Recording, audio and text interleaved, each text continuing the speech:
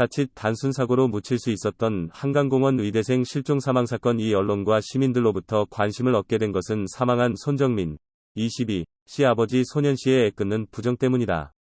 아버지 손 씨는 아들 실종 당시부터 인근 지역에 전단지를 돌리고 백방으로 찾아 나선 것은 물론 자신의 블로그를 통해 아들을 찾는다고 호소했다.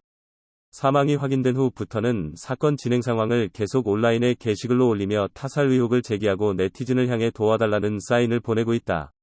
이 사건에서 생각나는 또 한 명의 아버지가 있다. 2002년 3월 벌어진 여대생 청부살인 사건 피해자 하지의 당시 22세 씨의 아버지 하택환 씨다. 한 기업체 사장 부인이었던 윤길자가 자신의 판사 사위와 그 이종사촌 여동생인 이화여대 법대생 지혜 씨의 사이를 근거 없이 의심해 청부살인업자를 고용, 지혜 씨를 공기총으로 살해한 이 끔찍한 사건은 피해자 아버지 하 씨의 피눈물 나는 노력으로 재판까지 갈 수 있었다.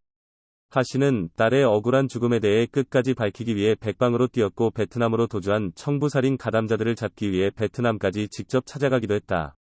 노력 끝에 살인을 청부한 당시 영남재분 회장의 아내 윤길자를 검거할 수 있었다. 나머지 도주한 살인범을 인터폴을 통해 검거하고 이들 모두를 재판정에 세우기까지 1년이라는 시간이 걸렸다. 그동안 하 씨는 2억 원 가까운 사비를 써야만 했다.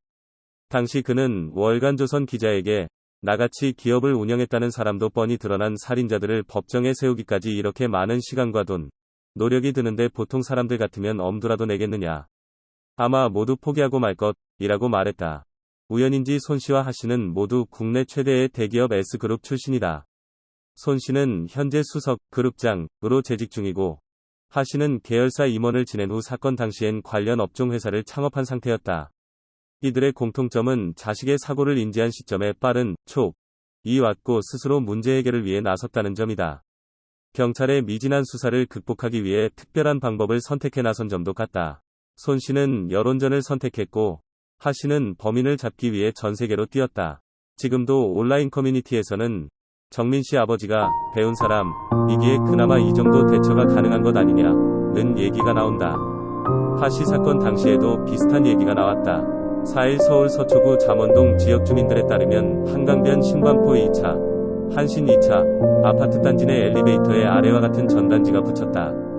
주민들이 자발적으로 붙인 것으로 알려진 이 전단지에는 사건 당일 토끼굴, 한강 입구 또는 2차 정문 쪽 주차 또는 근처 주차 차량 블랙박스 확인 후 제보를 부탁드린다 며 자식 잃은 부모의 마음을 헤아려달라고 적혀있다.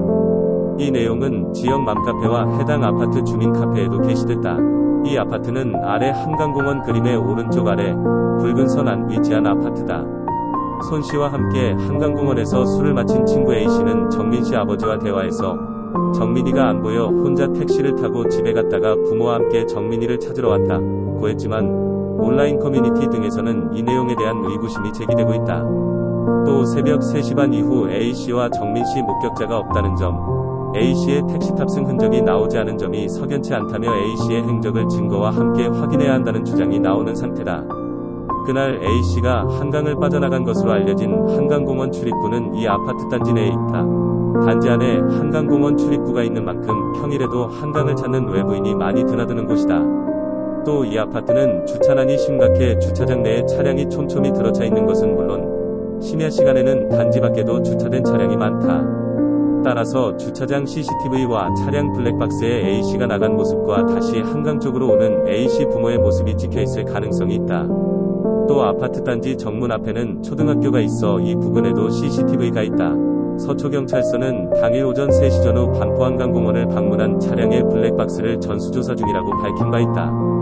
그러나 한강공원의 사고 현장이 주차장과 멀리 떨어져 있어 한강 방문 차량 블랙박스로는 정민 씨와 A씨의 동선을 파악하기는 어렵다는 것이 지역 주민들의 시선이다. 손정민 씨의 집은 이 아파트 옆의 아파트로 인근의 잠원성당 앞에서 친구를 만나 한강으로 갔다.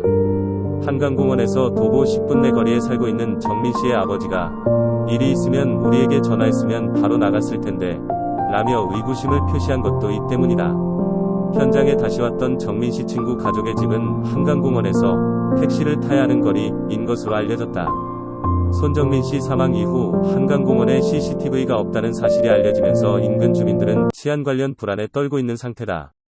지역 맘카페에서는 집 앞이라 자주 나가는 곳인데 서울 시내 골목마다 있는 CCTV가 그 넓은 곳에 없을 것이라고는 상상도 못했다.